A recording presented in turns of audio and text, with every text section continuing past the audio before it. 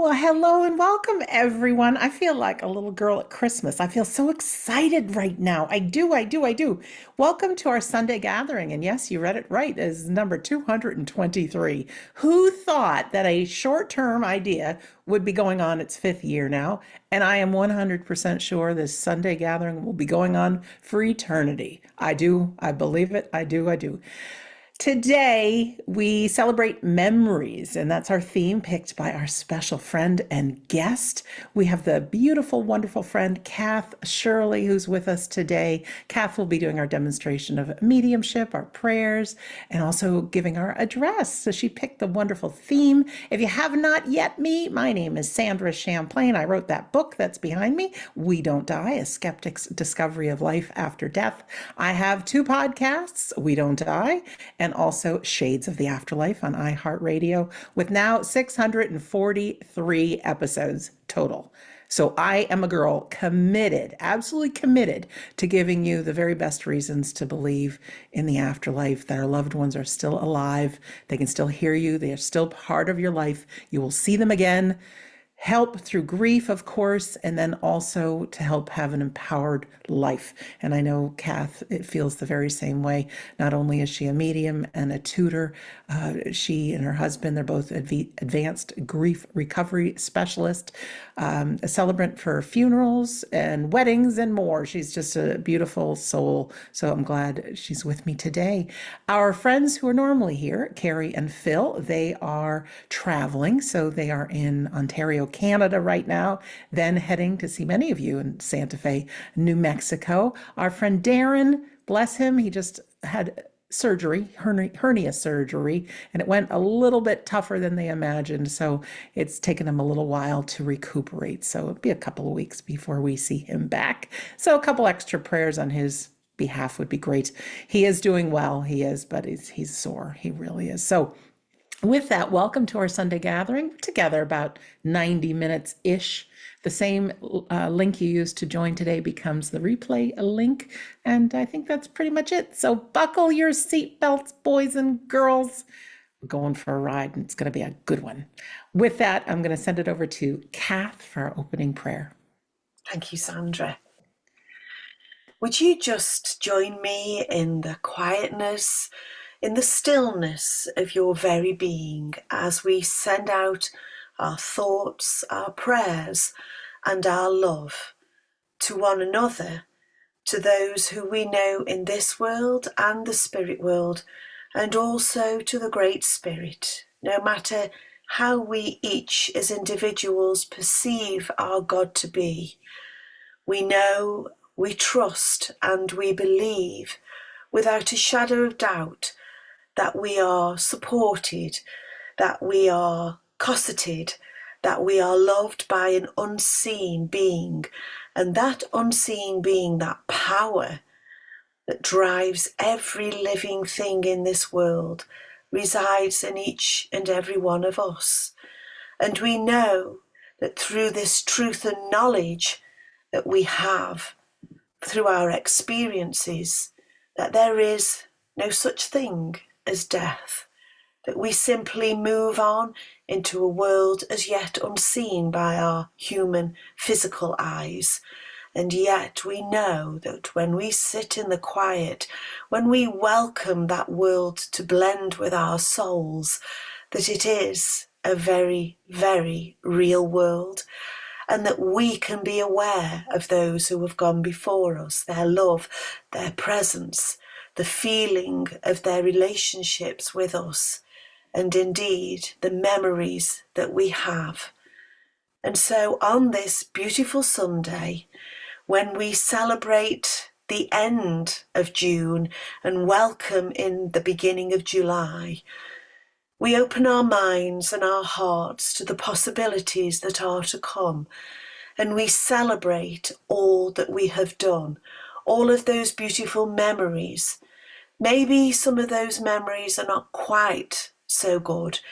Maybe those memories have a lot of lessons in them. But nevertheless, we are still here.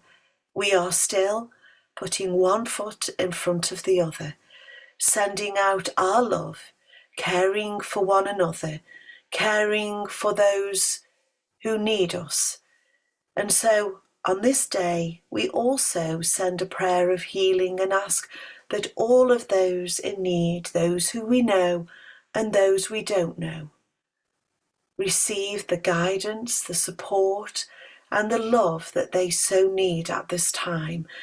And we also say a prayer for those who have taken their transition and ask that they too be supported and that they are now at peace, not at rest, but at peace and in a world where they will further their development. And now we leave this service, this gathering, in God's hands and say thank you, and may we be blessed with the love of one another and of our Father God. Amen. Thank you so much, Kath. Now, typically, you will hear a reading from me, but not today. I'm going to do something a little different. When Kath chose memories as the theme, I thought, what kind of reading could I do? So this past week, I was on YouTube trying to find some inspiration. Boy, did I go down a wonderful journey to learn about how the brain processes memories, where memories are stored. It was a lot. There's no way I can put all that together, but I do have a quick video that I'm going to play about memory, and then I'll tell you a story. All right, so let me play the video first. Pretty neat little video, isn't that? Yeah. So as I was on my journey through YouTube, something popped up about PTSD, post-traumatic stress disorder. And this is the time you hear about it with veterans and things, that they can relive memories of some horrific events like they just happened yesterday. So in my memory, I had this aha moment, and I thought, why don't I tell you about Dr. Alan Botkin? Some of you may know him, you may not know him. But first of all, when we sleep, we go into REM sleep, right? And our eyes go back and forth, back and forth, back and forth, and our brain is alert and we are processing information from the day. We have some wild dreams, right? Science has not yet figured out the whole dream world. I hope they do, because some of mine are crazy. But there's something called EMDR, eye movement desensitization and reprocessing, that a lot of therapists use with people suffering from post-traumatic stress. And what they do is they have the person watch their hand as they go left, right, left, right. But while they're experiencing this deep, painful memory, right? So it's not easy. And there's several sessions involved. Well, Dr. Alan Botkin, back in 95-ish, he was working with a veteran who was reliving these memories, and he gave him a little bit extra on the left, right, left, right, left, right. The gentleman ended up seeing someone who was deceased and received a message from them, a very comforting message. Dr. Botkin wasn't a believer in the afterlife, or really wasn't interested, but he ended up continuing with a few of his clients, that little extra, left, right, left, right. And time again, these people were reunited with their loved ones. Even people were accurately telling Dr. Botkin about his deceased loved ones. Now, they had no way of knowing this, but he ended up opening up this entire field, not so much to connect people with their loved ones, but he found that this is a tremendous way to help people not only through PTSD, but through serious grief. What we can find now is he's written a book called Induced After Death Communication, and there's a website called inducedadc.com. He now has therapists trained all over the world to work with those grieving, and 70-80% of the times they are reunited with their loved ones. And it's not just a memory. They honestly feel that those loved ones are right there with them. So it might be something you're interested in checking out. So I'm going to conclude that for the reading portion, and just to plant the seed that we are so much more powerful than we know. So are our memories and our brains. And I think science has just begun to scratch the surface. But I do know we've got some people with us within our community that are trained to do this IADC, and they're offering it online. But again, it's trained therapists. You just can't, the average layperson can't do this because it is so intense as far as you need to have that background of being a doctor or psychologist or something like that. So that's it. Where we're going to go now, I'm going to continue this theme of memory, but we're going to go into our healing section. And this is a time where we're going to offer our prayers and healing to those who need it. We do know maybe yourself, people in your community and your families are in need of healing. We certainly know that there's places and people in the world, even animals, that are in need of healing. The best way I find to heal and send healing is to imagine people and situations happy, healthy, whole, and well. It's to feel good ourselves. And those in the unseen world, I believe that they use our energy, our human energy, and have it directed to where it's needed in the world. So just have a few minute song titled Memories, of course, by a children's choir. That's quite beautiful. And then when the song is over, the next voice you'll hear is our wonderful guest and my friend, Kath. So here is our healing song.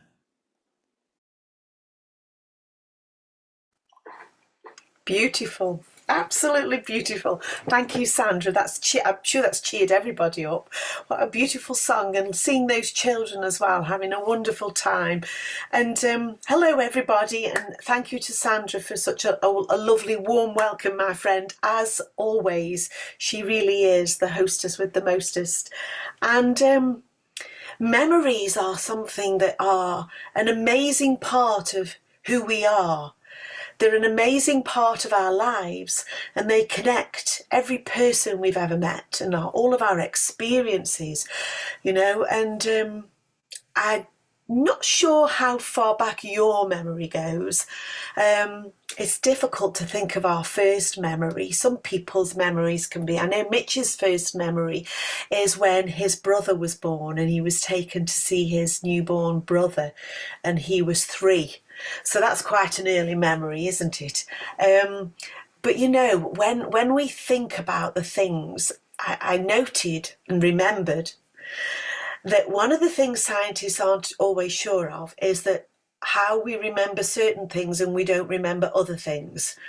My theory is that the memories that we have long term that we remember, when something happened. I remember going on holiday as a 7-year-old, and it was the first time I'd ever been on an aeroplane, and I was beyond excited.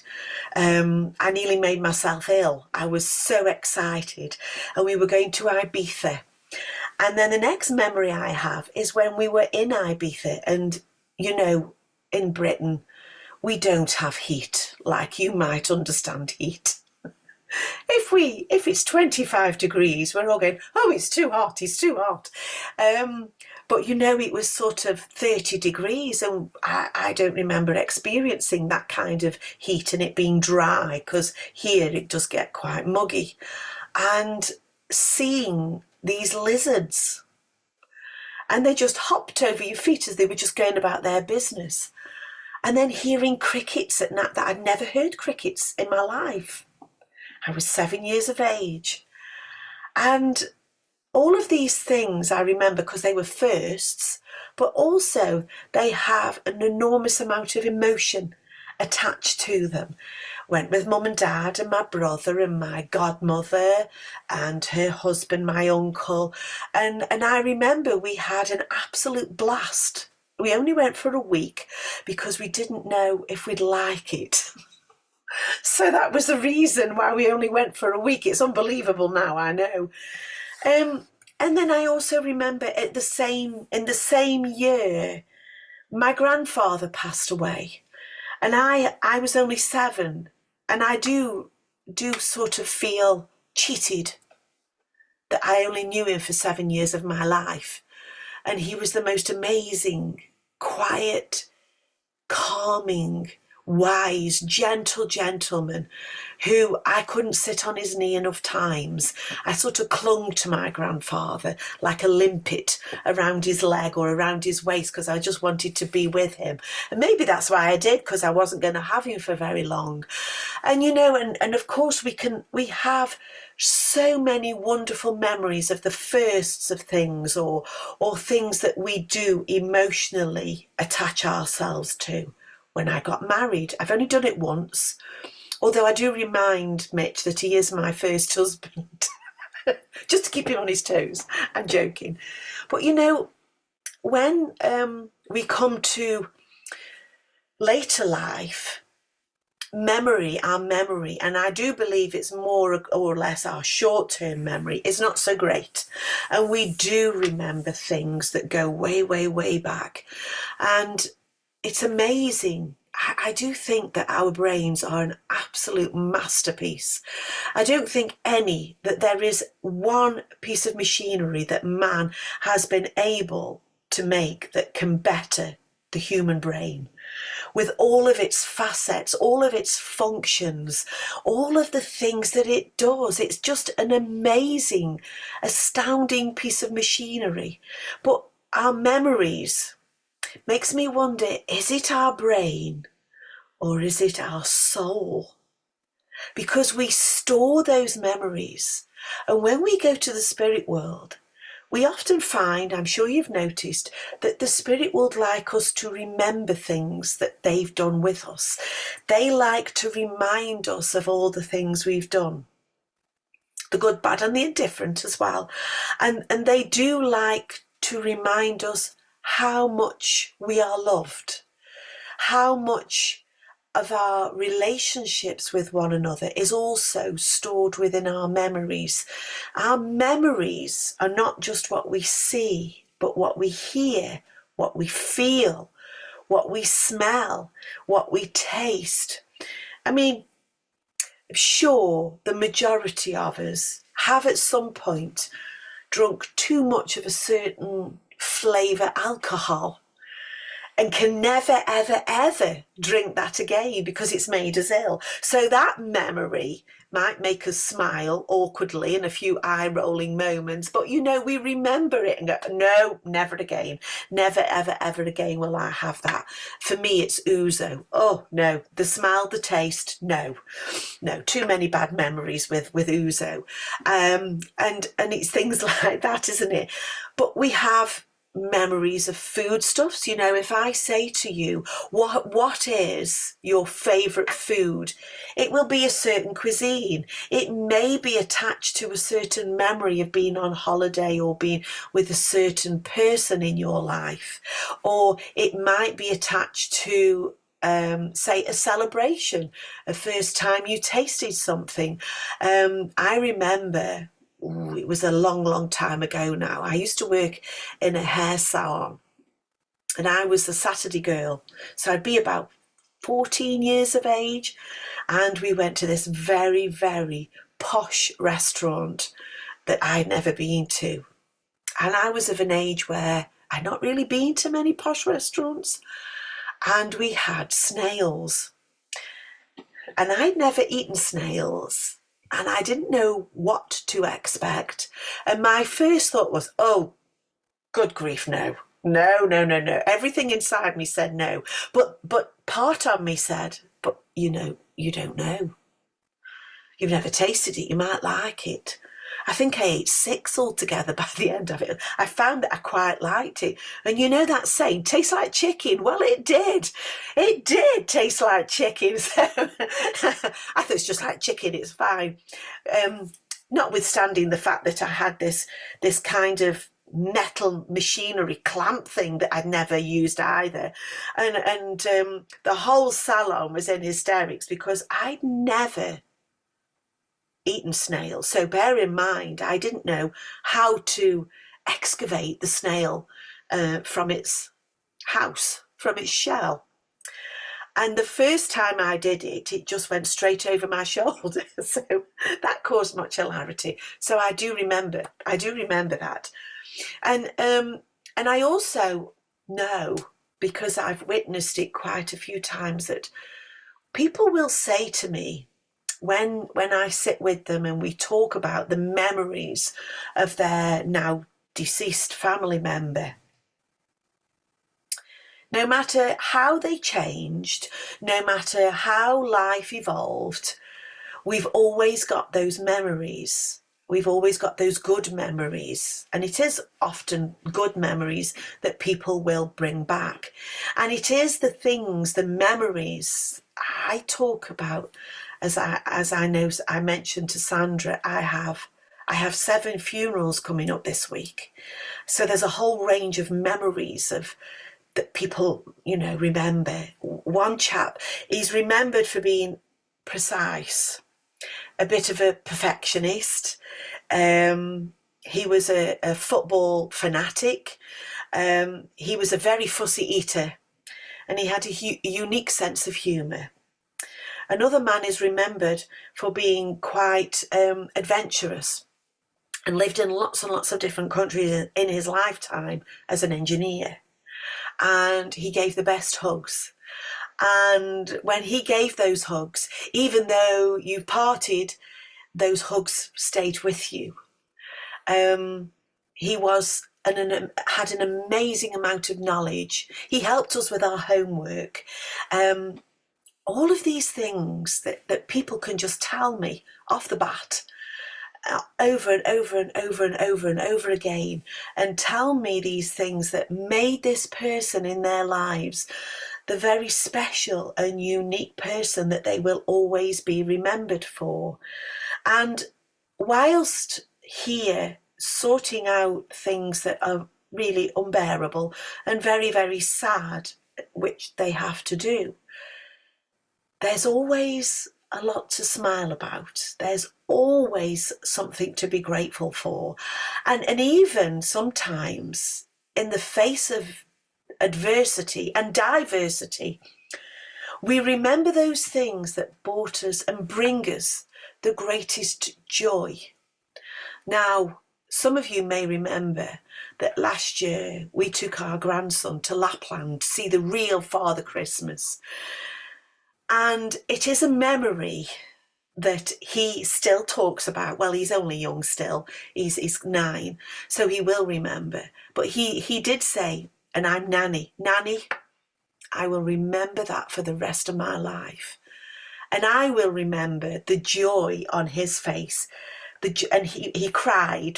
He was so happy to find out that he was going on an aeroplane and we were going into the depths of the Arctic Circle to see Santa Claus -23 one day.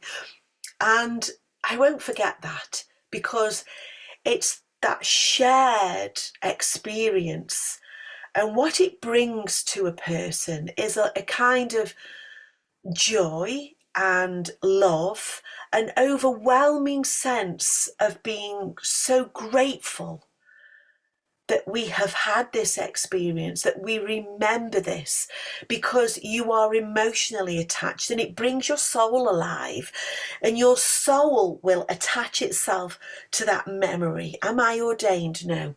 I am a celebrant and I am qualified. But the memories that we have, and I want to ask you a few questions. So I want you to try and remember the memories that give you the most joy. They may be from long ago, or they may be very recent. It doesn't matter. But I want you to remember and bring back those memories, because those memories also, you can see it going past in the screen of your mind, but also they evoke those feelings of joy and unadulterated happiness, the feeling of being elated. You might not be able to see everything, but you can surely bring back those feelings. And if I say to you, can you bring back a picture in your mind of a person who's now in the spirit world? You might not be able to bring, that might be a bit difficult. You might struggle. That's not rare. That's not unheard of. You might be able to bring their voice to your memory. You might be able to bring to your mind an experience that you share together, a memory that you have. And then those other things that might seem a little out there and you can't quite feel them the same, bring them back again. So all of these things make things tangible again. It reminds us of the good times, of the happy times. It sometimes also reminds us, sadly, that we can't have that again.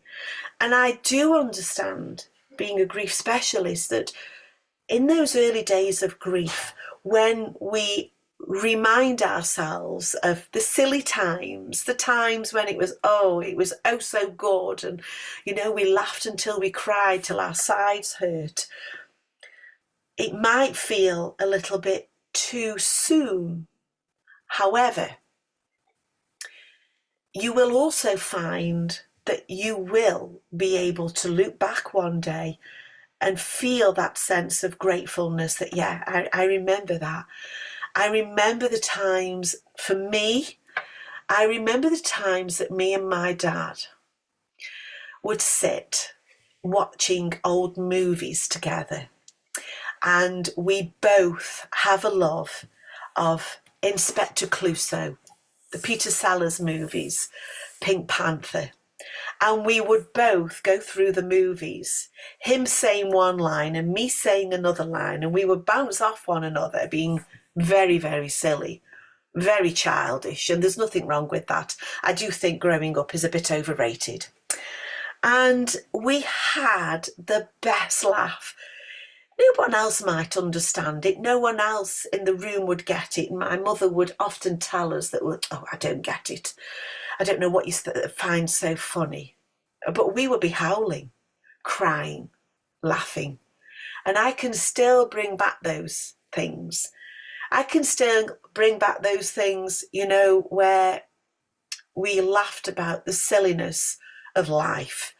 And we used to drive, I drove, Dad was the passenger, to the hospital.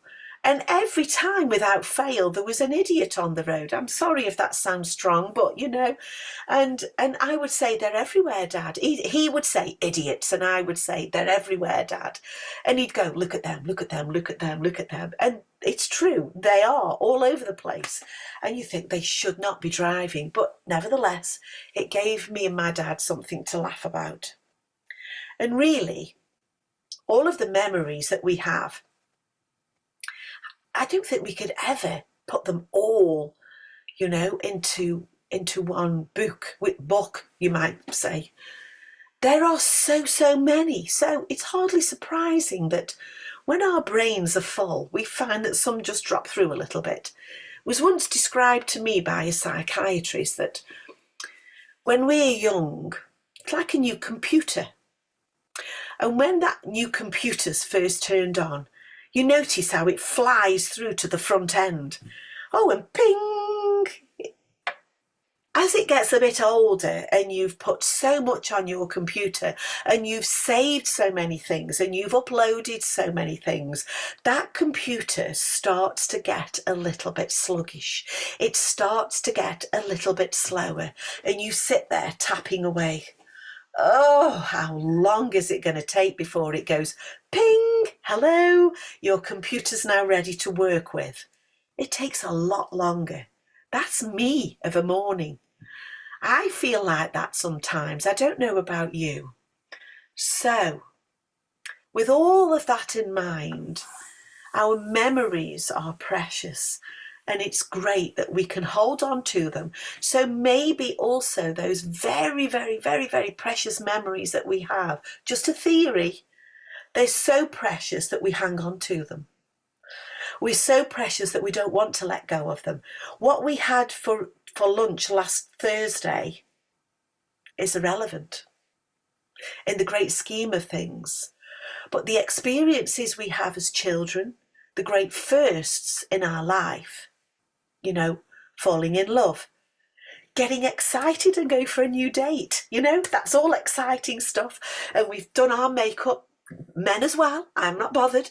We've got our hair done, we've got our clothes ready, we are getting ready to go, and we have the most amazing first date.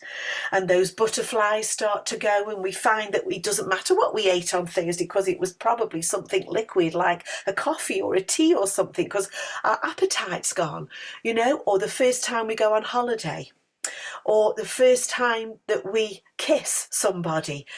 All of these things, first dates, first kisses, first baby we held, all of these wonderful, amazing memories are what make us, form us into the years that come, into who we are, shape us into the people that we have become, and form our lives. We have our outlook on life. My outlook is things can always get better. However, if things are not so great, let's just roll with it. Let's just go with it. Let's see what happens. And our memories teach us that things will always change. Nothing ever, ever, ever stays the same. And I don't know what your memories are of the songs that you have had in your life, but I can guarantee that through the various decades of your life, the songs of your life will have memories attached to them. So now I know we will listen to another song before we go and do anything else. So thank you for listening to me rambling on about I can't remember what, because at the age I am, my memory doesn't do short term very well. However, thank you for listening to me, and I'll hand over to my beautiful friend Sandra. Thank Oh, you. thank you so much, Kath. Oh, we can press our raise hand button as a round of applause for Kath. I don't know if you folks found this, but as you were telling your stories, first memories as a child, first kiss, first holiday, all those things, laughing until we were crying, it automatically spurred something that I was going down memory lane. So thank you for that. And you spoke about music. Friends, if you haven't seen the movie Alive Inside, you can find it on YouTube. But it's the story of folks that are experiencing dementia, Alzheimer's, and they put headphones on them playing their favorite music from when they were young. Apparently, the music center of the brain is one of the last ones to go. And so to see people who are almost checked out of life. You don't see anything there. And then they put the headphones on and they hear the music. Not only do they remember the songs, but it brings them back to life. It somehow spurs memories. So play some music. That's really wonderful. And yeah, I'm getting older too. And I imagine that there's some old guy in my brain who's on a coffee break every time I'm looking for a piece of information. I can't get it. I said, come back from break. And next thing you know, the word or the name will come in. Oh, interesting getting older. Well, friends, we're going to move on to our demonstration of mediumship. And yes, we're going to hear another song. But before we do, I'm just going to let you know a little bit how it goes. I know we've got friends here for the very first time, and we have a lot of returning friends here today. So pretend like you've never heard it before. Okay. It's a beautiful opportunity to witness communication through medium on our Sunday gatherings to know just how close our loved ones are. Now, today you see Kath and myself on the screen. We'll have a handful of members of the spirit world that will come forth too. So it's all of us presenting the Sunday gathering to you. So even though it's just Kath and I as human representatives, there'll be a little handful from the spirit world that are representatives of all of them. So you may not get a reading today, and that's okay. What's interesting is you'll find that you can pull some of this evidence and confirmation to you, and there might even be something in the message that you can use yourself. It's interesting how the spirit world works, and I think sometimes they're the ones planting the theme and the ideas in our minds. We think it's our idea, but no. And so, what I'm asking you is, even if you do not get a reading today, please know that these people represent your loved ones who are closer than close. They're right by you, and you will see them again. You will hear Kath give a few initial bits of information for the spirit person who's in touch with her. And as a medium, and I know we have many medium students here, they use and draw from your memories to tell their story. So it's really great that you take different holidays and watch different movies and experience different things, because I'm sure Kath's got a million stories about how the spirit people use her own memories to tell their stories. So once she starts, she'll give a few initial bits of information about the person that's connected with her. She'll share that. And if you can understand all those bits of information as a person you know, however, they no longer walk this earth, okay? They're all in the spirit world. But if you recognize all those bits of information as a person you know, whether you love them, could be a family member, a friend, could be somebody you worked with, it could be a colleague somehow, could be somebody a little distant, but still in your circle. We want you to press your raise hand button. Okay. So again, if you recognize the whole description of what she shared about the person that's in contact with her, we want you to press your raise hand button. And this is a good opportunity if you want to press that raise hand button. Again, you get at least 2 calorie burn by doing it. So go ahead and do it. Every calorie counts. Why this is important is because sometimes there's 2 or more people that have their hands raised that may be able to take all the information. Kath will continue to work, so we are down to 1 person with their hand raised. So you'll see the raise hand button, it'll say lower hand. And if it's time for you to back off, you can press the lower hand button. Please just press your raise hand button if you can accept all the information. We have well over 100 people here with us today, so it's important we get to the right person. If you end up being that person, I press a button on my side. You'll get a pop-up on your screen that'll say host would like you to unmute, and there before you will appear this unmute button that you can press. We don't need too much from you. Your camera will be off, but we love to hear your voice. And when I say your voice, all we need from you is a loud and clear yes, no, or I don't know to the information that she gives, validating your loved ones or these folks in the spirit world. Please be honest. Don't worry if something doesn't fit. You can say no. It certainly just means new opportunity. And Kath will continue to work with our spirit friend to get the correct information for you. So just yes, no, or I don't know. Sometimes we get so excited. I know we see it on our Sunday gatherings and we just want to spill the beans all about our loved one. Don't do that. Don't do that here or when you are in a reading. Let the medium do the work so that way everybody can leave our gathering or a reading knowing that truly our medium friend here is communicating with our loved ones. All right. So just yes, no, and I don't know. I think that's it. We're going to play our song now. And I think the song will bring back some memories for people, especially if you were around in the 80s. Okay. So just enjoy the ride and have the time of your life. Is that a hint for you? Oh, the memories. Patrick Swayze. Oh, Oh, yes. oh, Oh, I think we're all in a good place now, I aren't think we? so. Little memories. Absolutely. Patrick Swayze, what a man. What a dancer. Wow. He was something else, wasn't he? Sorry, I'll have to calm down now. That's right. And Jennifer Grey, beautiful lady as well. Oh, yes, Beautiful, beautiful. absolutely. Fabulous, iconic movie, wasn't it? Right. Thank you, Sandra. My pleasure. Right. Right. Okay. Now, as I am sitting here in the middle of England, I have to say I am, and it's raining. I am aware of a lady here, and I feel that she is mum, and I'm aware that when she was little, because I feel there's a connection here with, sorry, Morgan. Somebody wrote fanning myself as well. Yes. Oh, I keep seeing here ballet shoes, and I'm not sure if this. At first, I was like, "What is it with these ballet shoes?"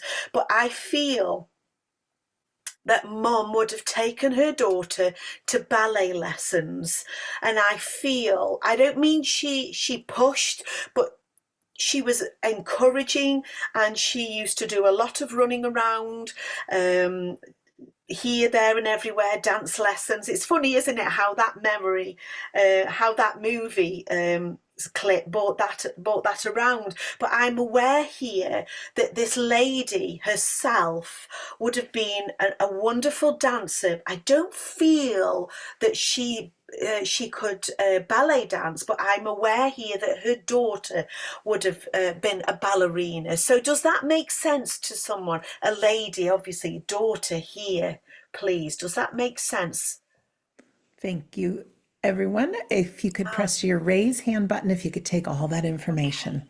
Yes, we have Suzanne and Barbara that can take it. Now, if this is correct, would I be right to say that Mum could tap dance? Suzanne? Hello, Let's Suzanne. talk to Suzanne. Now, No, one no. hand had gone down, and Okay. Suzanne was the only one with her hand raised here. Suzanne, would you understand tap dancing as well then? No, Not with yourself or with your mom, that's correct. but you understand ballet. Oh, Barbara, Yes, you yes. understand ballet. Okay, Barbara. Hello, Barbara. Hello. So do you understand the tap dancing as well? Yes. Okay. And you would understand with your mom, she was a very nimble lady. Yes. Okay, as you are yourself. If you're not now, you certainly were as a child. Right. Yes. That feels right. That sorry, Susanna, but then thank you for speaking to me. You never know. It might sometimes it leads into the next one. And Barbara, your mom was so proud, but I don't mean that she went overboard, that she made you or pushed you, but you felt so enthusiastic about your dance lessons, and your mum was just so super proud and keen and happy to take you, happy to sit and watch you, your biggest cheerleader ever. Yes. Okay, and she became, your mum's quite animated about this, and your mum would have loved that clip of that dancing there. Yes. She also had quite an eye for the gentleman, in as much I don't mean that she went with a lot of gentlemen, please don't misconstrue that, but she would have appreciated Patrick Swayze, shall we say. Absolutely. Okay, and there's nothing wrong with that, is there? We can all say that. And your mum makes me aware here, when your mum was well, and I have to say, when she was well, she was a force to be reckoned with, and was so enthusiastic about life in general. Yes. She took part in life. Your mum lived her life to the fullest, I feel. And she wasn't afraid to try things. She would try things. Would I be correct, Barbara, to say that she practiced with you as a little when you were a little girl? Practiced. Yes. Dan, you did quite a few shows. You didn't just go to dance lessons. You must have done quite a few shows.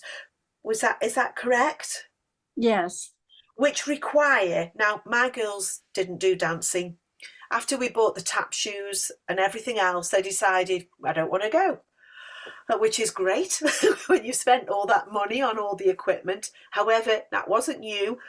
And I'm aware here that's a lot of hard work. It's a lot of practice. It's a lot of hairspray, Barbara. Yes. It's a lot of sitting going, oh, while your hair's being pulled and scraped back into something that looked absolutely out of this world. And your mum just threw herself into all of it. Yes. Including your friends who she would help if they were stuck for things, if they hadn't got clips, if they hadn't got combs, and if they hadn't got the correct tights and things. Your mum would help anybody. Yes. Okay, she makes me aware here of the importance of being involved, if you like, and it was your community back then. That was your community of which you were a part of which you were fully involved in, and your mum made sure that everybody got the best out of that period of time. And Barbara, would you understand here? I know she's your mum, but she was also a wonderful role model and mother figure for other children that you hung around with at the time. Does that make sense? Um, yes and no. Okay. When when I say she was there for other children, as well as you and your family, I also do feel that, I don't mean to say that she took children in, but I'm aware that where other children were concerned, they knew they could go to your mum Yes. if they needed to. They knew that she got their back, just like she had yours, because she was just like that, and she was so enthusiastic and wanting them to experience it fully, not partly, if that makes sense. And I do feel, Barbara, that your mum liked a little bit of bling in her life. Yes. She always looked $1 million, your mum. She always looked amazing. You'd understand that with her. Absolutely. And I don't know what the perfume is. I can't tell you what the perfume is, but would I be correct to say that her perfume, she liked the same perfume? Did she like Coco Chanel? No, that was actually me. No, but she That's liked you. another one. Okay. But I was aware that you could smell that beautiful bouquet sometimes before you could see your mum. So you knew she was in the room because I could smell my mum, and that is a smell that comes back to you to this day sometimes. The smell of her. Yes. Yes. Okay. And it's like her signature. It's like, I'm here, I'm by your side, and you have needed that so much of recent times, Barbara, and she's tried her level best to put that beautiful smile on your face that's been very difficult to raise of recent times. Do you understand that, Barbara? Yes. Okay. And like your mum, you also put other people first. You also like to care for other people and make sure that their needs are met. But I am aware here that has been to the detriment of your own well-being, Barbara. Yes. She hasn't come to tell you off, don't worry. You're not going to be told off, or she's not come for that. She's just come here to ask you, I feel, to give yourself a little bit of space. So, you've done your level best with everybody. Now it's time for you to give yourself that little bit of a pat on the back and a bit of self-love. Okay? I thank you. That resonates with me. Thank you. Okay. Very much. And also, when you get those invitations, Barbara, to go to places that are fun, that you'll have a laugh, would you say yes for once, please, and just go? Okay. Yes. It's very easy to say, oh no, and people don't ask you because they feel they should. They ask you because they want to. True. And they want your company, and also they want to share that moment and make new memories. All right. And I have to say here, would you happen to have a photograph of yourself from a show where you look very much like Shirley Temple as a child?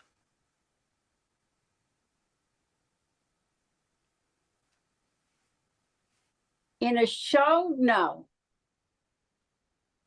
Did you have them curls and Yes, I had that look. you had that look? And do you have a photograph of yourself as that little girl? Yes. Okay. Because you had those cheeks that people used to squeeze. It's not nice as a child to have your cheeks being squeezed by an adult, is it? But I am aware here. I'm aware that people used to do that to you, all right? And your mum always said how she felt, that she adored you, that you were adorable, and that she loves you.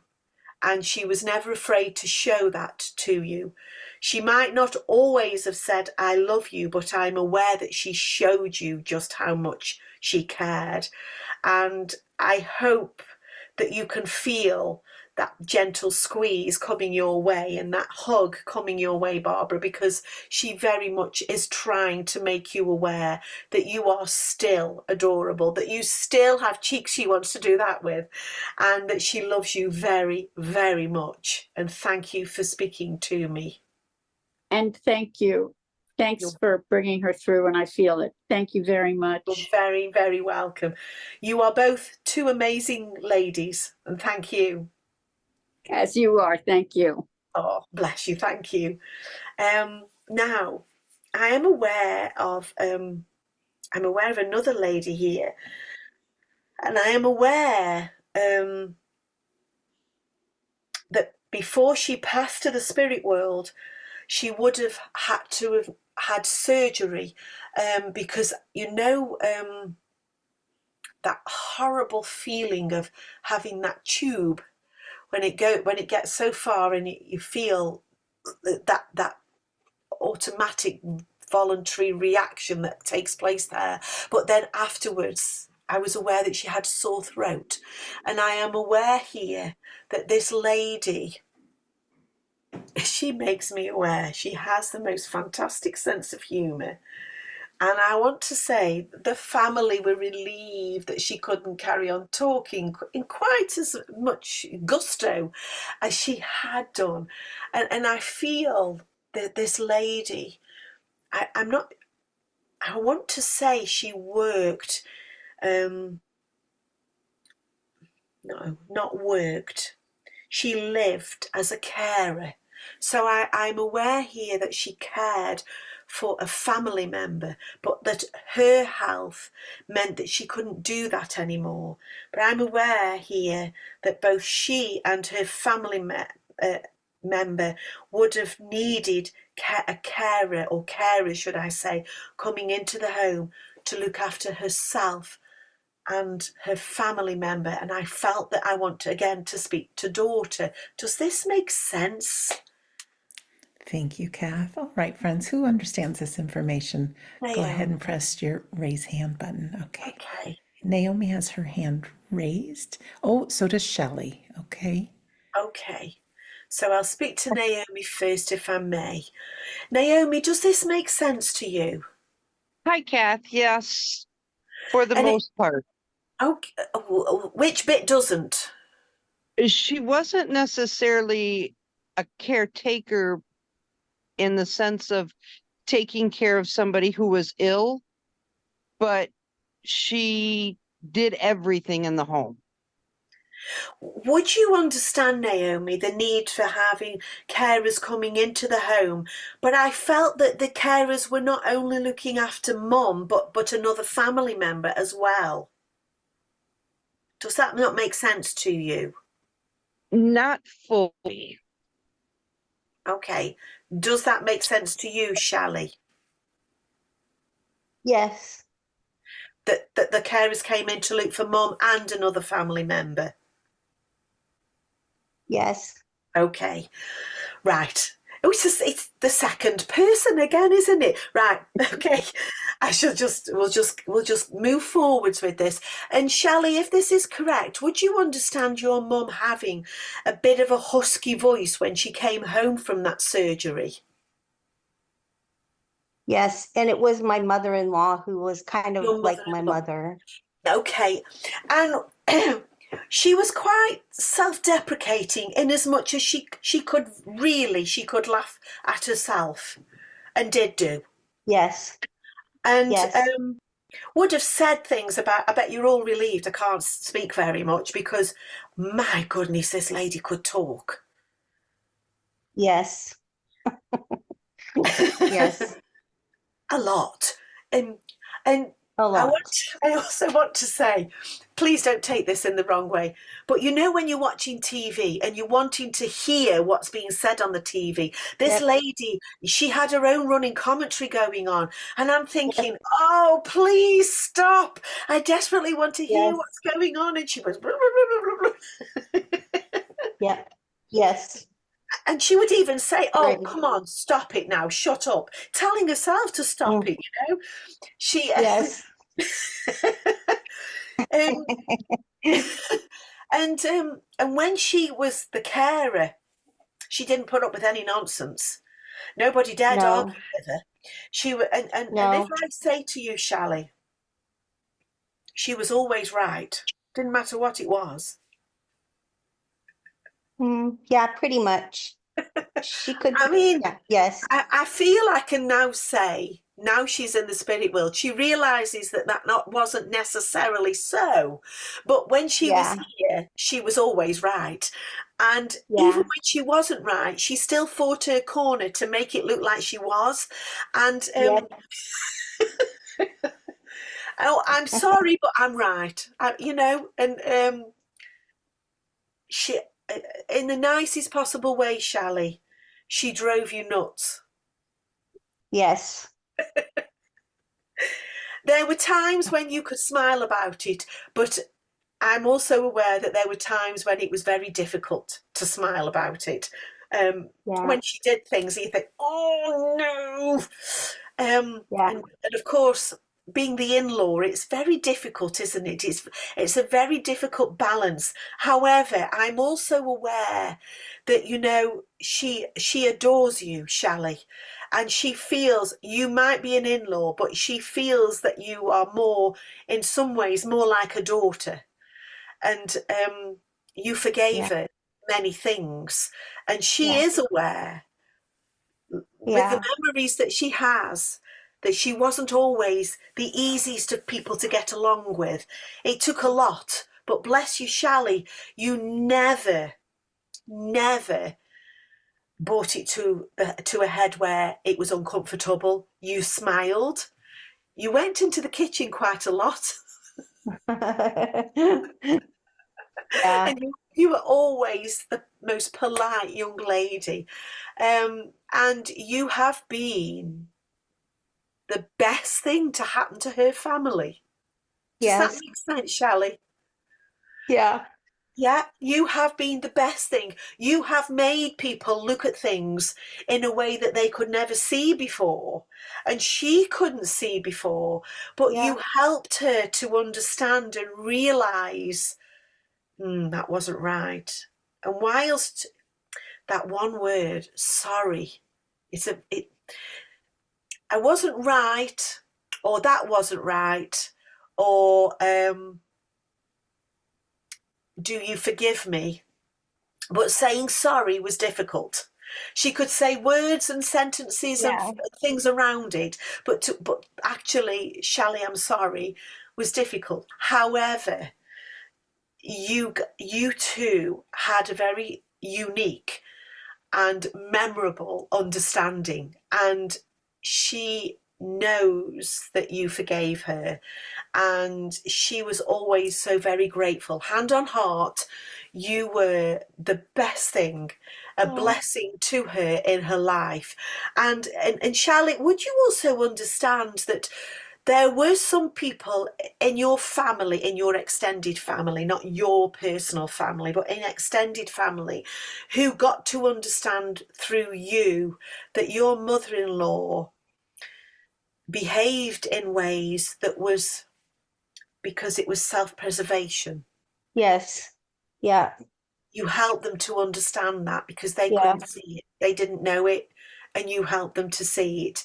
And and I also want to say thank you for providing the things that she shouldn't have had, that you sneaked to her. That was the vodka on the rocks.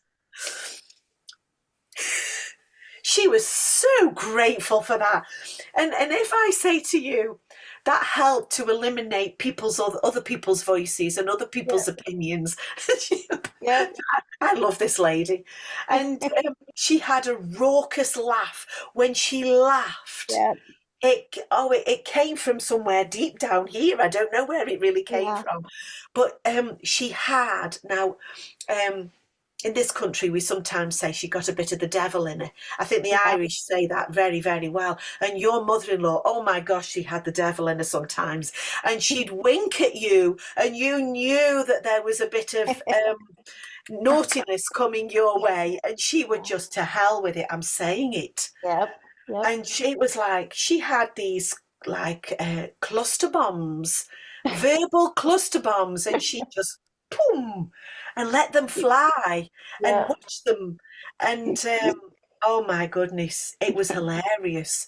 And you knew that it was coming. Nobody else had a clue. So you Yeah. just sit back and watch it from the comfort of your chair Yes. or from the doorway of the kitchen, and then go back into the kitchen and have a good laugh to yourself. I hope that she's brought you some wonderful memories there. Absolutely. Yeah. Because she is, you weren't sure about her when you first met her. You weren't sure if you'd Yep. get on well together. But she knew that you would become her daughter-in-law and said so before even the marriage was on the cards. That's absolutely right. Yeah. She knew it, and she was so excited. And can I say, Shally, on your wedding day, even on your wedding day, she couldn't help but say something to somebody that didn't go down too well. Yeah. She did. She Yeah. did. Yeah. She couldn't help it. It's that devilment in her, you see. Well, you'll be pleased to know that part of her personality hasn't changed. She's still the same. She's still got a fantastic sense of humour. And, you know, this lady did not have the best of upbringings herself.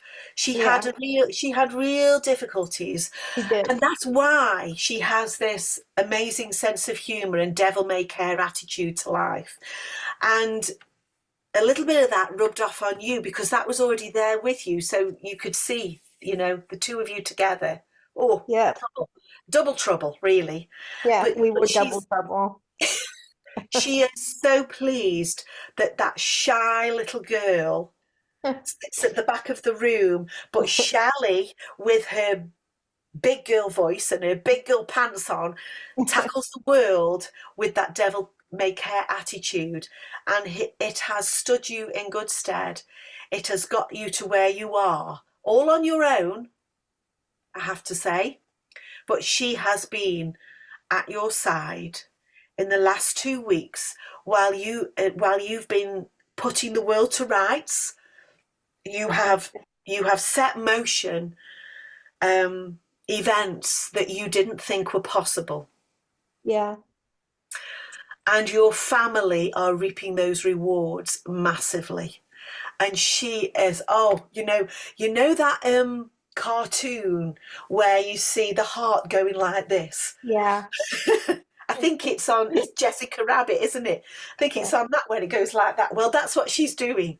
And she loved cartoons. She loved Tom and Jerry, and she was always rooting for the underdog. Jerry in this case, but or was it Tom? I can't remember now.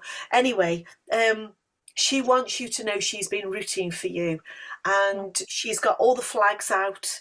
She's got the vodka out. She is celebrating like you would not believe. Oh my God. Go Shally, go Shally, go Shally. Oh, You thank are a wonder. You really are. you. And your family are blessed to have you in their lives, which they do know and which they have said. They are so grateful to you, Shally. You know, I think you should run for president. Never mind all these shenanigans. We need a woman. That's what we need. We need a woman there, don't we? Oh, Thank you so much, Shally. Thank you Pat, thank you so much. Thank you so much. This made such a difference in my day and my whole week. Thank Thank you. you. You are Thank wonderful. Thank you. Thank you so much. Thank you. Okay. Now I've got a gentleman here, and as I am aware of this gentleman, he makes me aware here, and this is quite some time ago. Someone should know this information. I'm not sure who he is relative wise, but I feel he was one of just I don't feel even a handful. Three. I want to say three. There was three, him and two of his troop who came back from Vietnam. I'm aware here of this gentleman being in Vietnam, and I am aware that he was one of only three that returned from the original guys that went out there. And I am aware here that he didn't go out as with any sort of rank, but he came back and he was he had quite a lot of medals, and when he came back he couldn't wait to leave the army. He just couldn't wait. But I'm aware here, feel that he was a sergeant, that he got to be a sergeant. He didn't go as a sergeant. I don't know what you call them when they first go in. I'm not well up on that kind of thing. But would someone understand a gentleman who came home a sergeant, ranked to sergeant, and he was only one? If it's just a very small handful of guys that came back from Vietnam. Thank you, Kath. All right, friends, who understands this information, please raise your hand. Might need to think back. Might not be an immediate family. Look for those memories.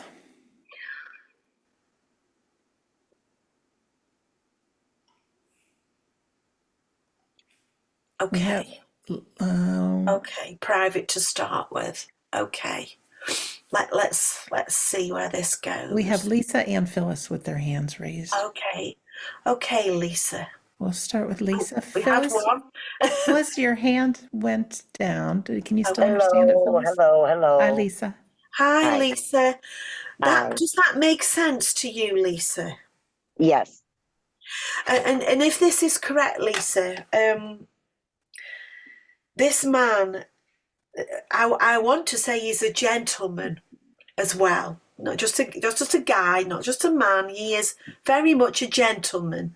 Yes. That makes, yes, and a gentle gentleman in as much as, the thought of war and all that entails abhors this man in every aspect and every sense of his very being. To his core, it appalls him. Does that make sense? Yes.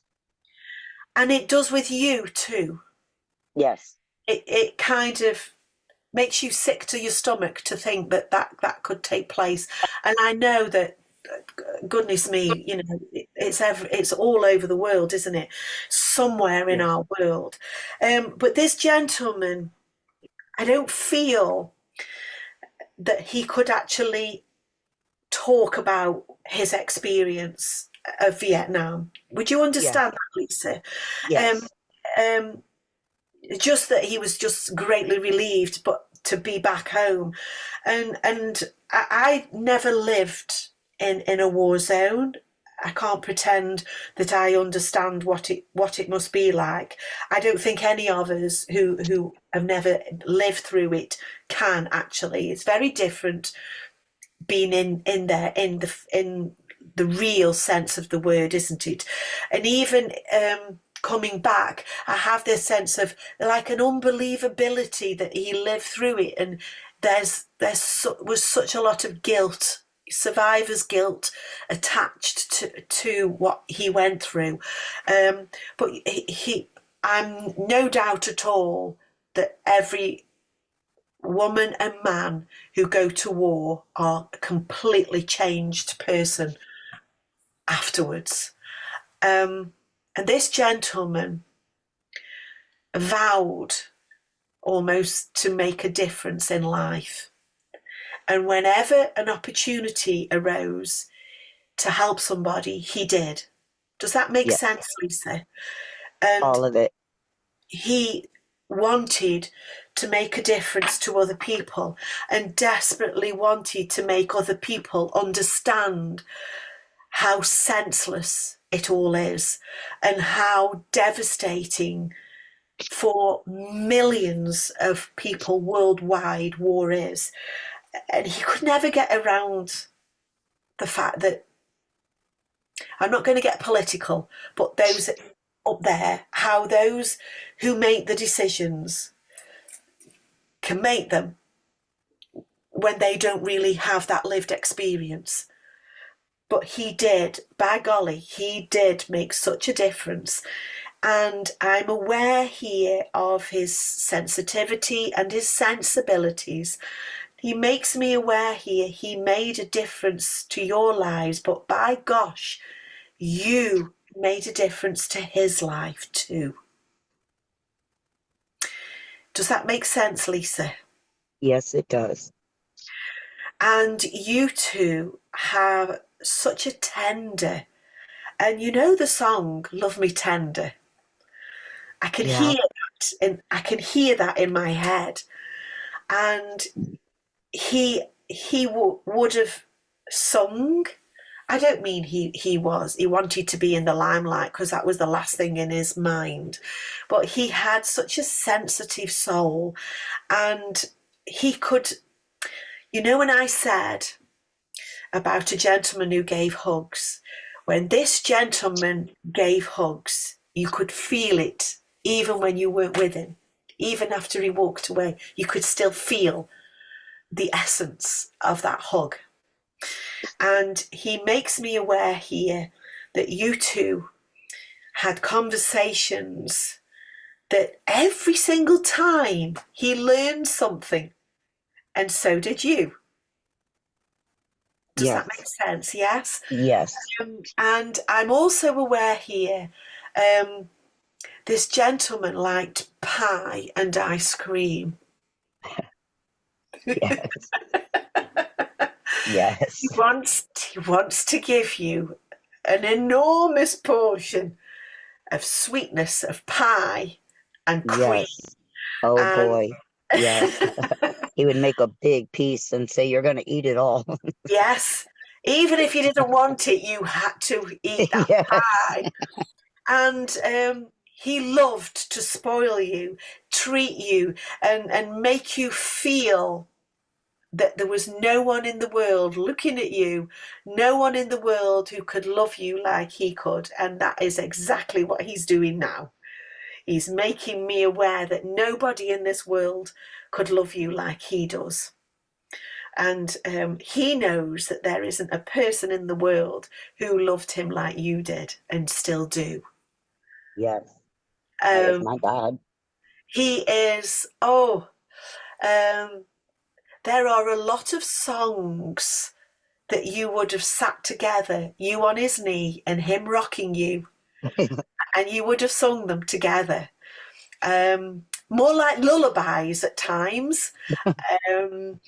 But I'm aware here of wanting to sing to you, "Love Me Tender, Love Me Sweet." And he wants you to know There isn't another girl in the planet, on the planet, in the world like you, who could make him smile like you did. And when you used to take that run, that run up, and he knew what was coming, you'd throw yourself at him. You never missed. You always took quite a leap as well, Lisa, a leap of faith as well, and swing you round. And you have all these wonderful memories. Yes, your dad was the epitome of what people believe a perfect dad to be, because he was. He was your perfect, perfect dad. And you've been talking about him today. Something, would you understand listening to something or seeing something, Lisa, that you are my dad? That's my dad. Yep. This Okay. morning. Every day he does something to make you remember him by. Every single day. Oh, yeah. And Lisa, would you remember sitting watching him shave? Yes. He constantly cut himself. And well, it wasn't him. It was the razors, obviously. It wasn't Yes. him. And I'm aware here that each time a little bit of tissue on his face, a little bit of tissue. Yes. And he'd use a little bit of Vaseline. And I'm also aware your dad had the most amazing haircut. And you will Yes. have memories of him, and it was slicked back. And I mean, Yes. yeah, it was absolutely a mixture of Tony Curtis and Elvis Presley. That was the look. Yes. He was stunning. DA at the back, and he never went anywhere without his comb. Yes. He had quite a few because he lost some along the way, but he makes me aware here. Would you understand? Only recently finding either a wallet or something, or something with cards in, or something that contained his photographs, something of his that you found only recently that you thought you'd lost or you couldn't find for a while. No.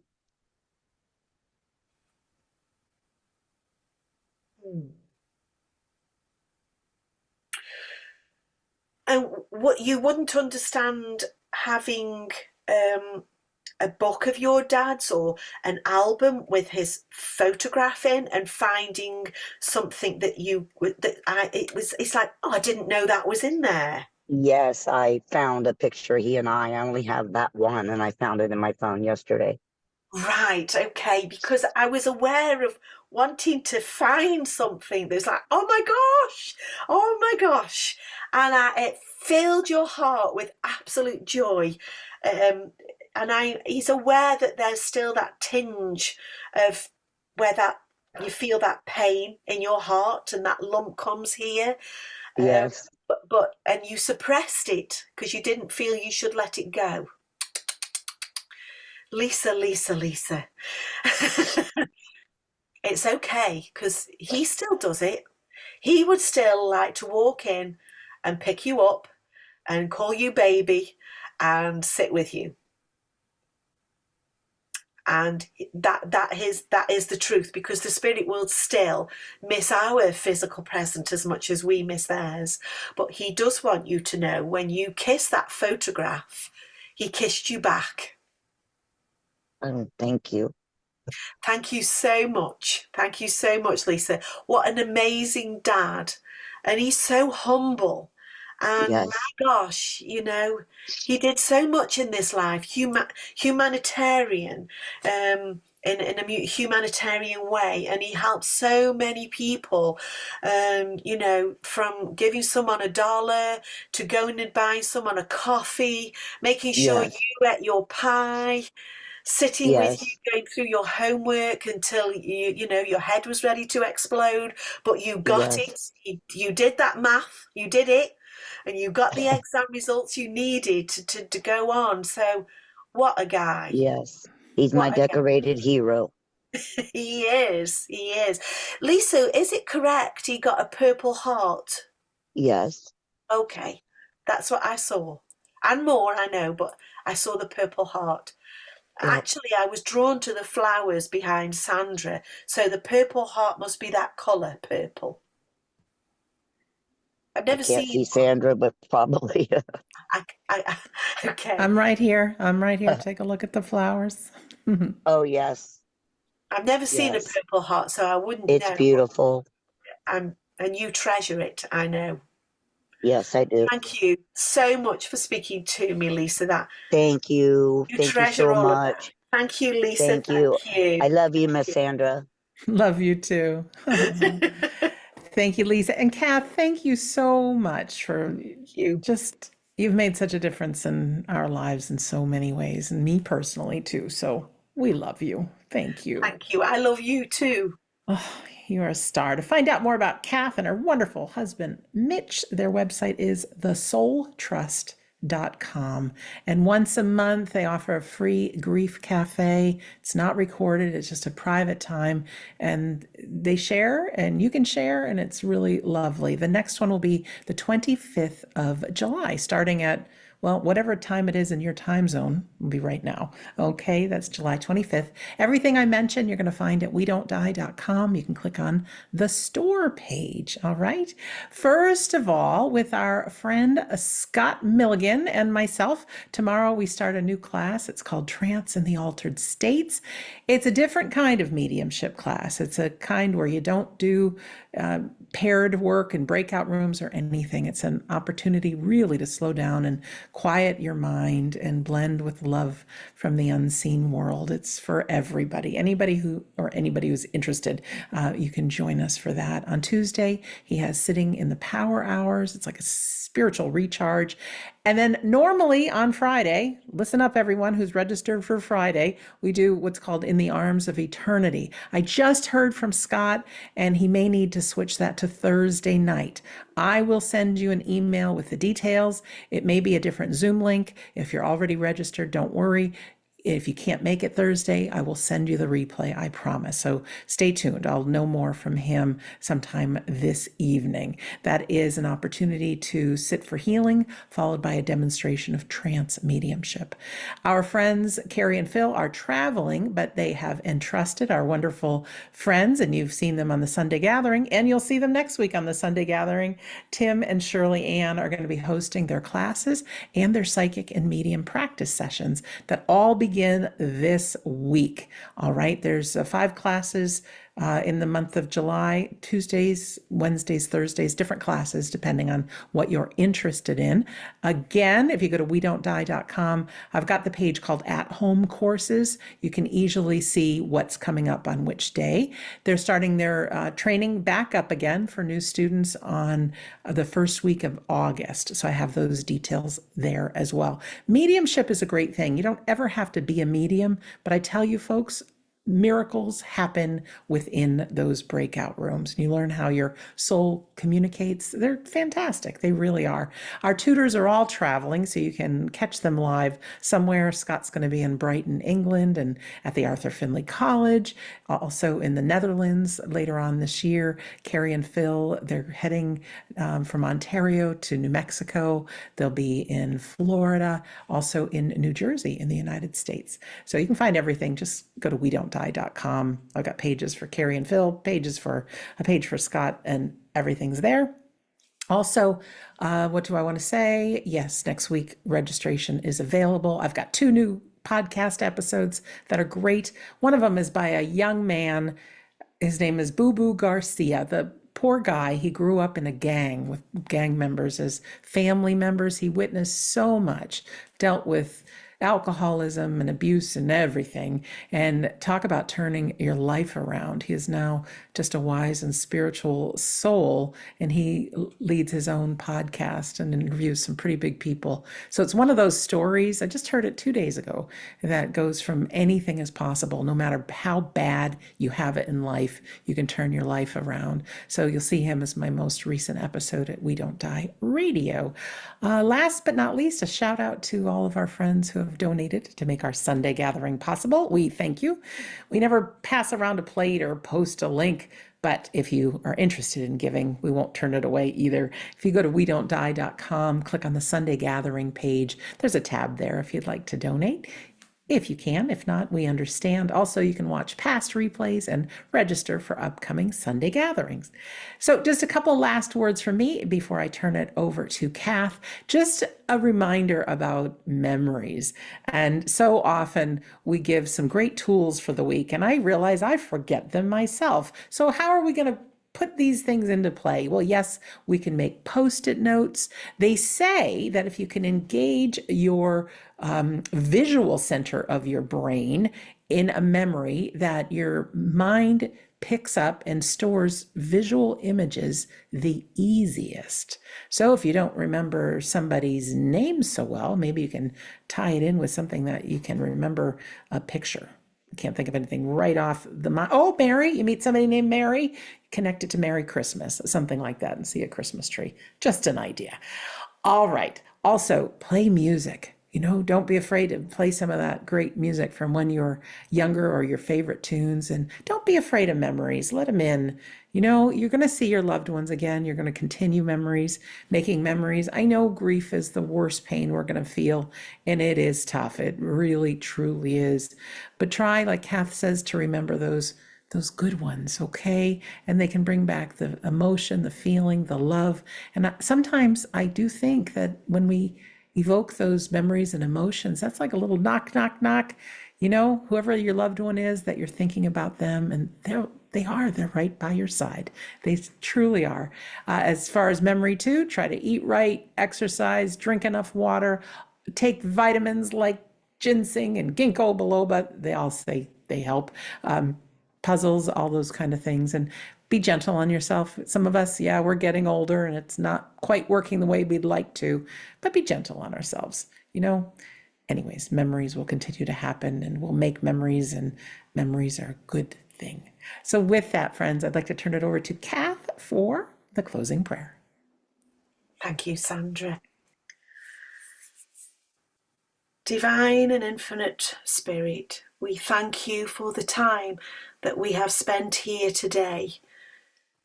Whether we are physically in the presence of one another, or whether the miles separate us, or whether our loved ones are now in the spirit world, our love for one another, our memories that we have, and our remembering of the gratefulness and gratitude that we have will always be a part of who we are, will always tie us in some way together. And while we have memories and we have love attached to those memories, they will always bring us back to where we were.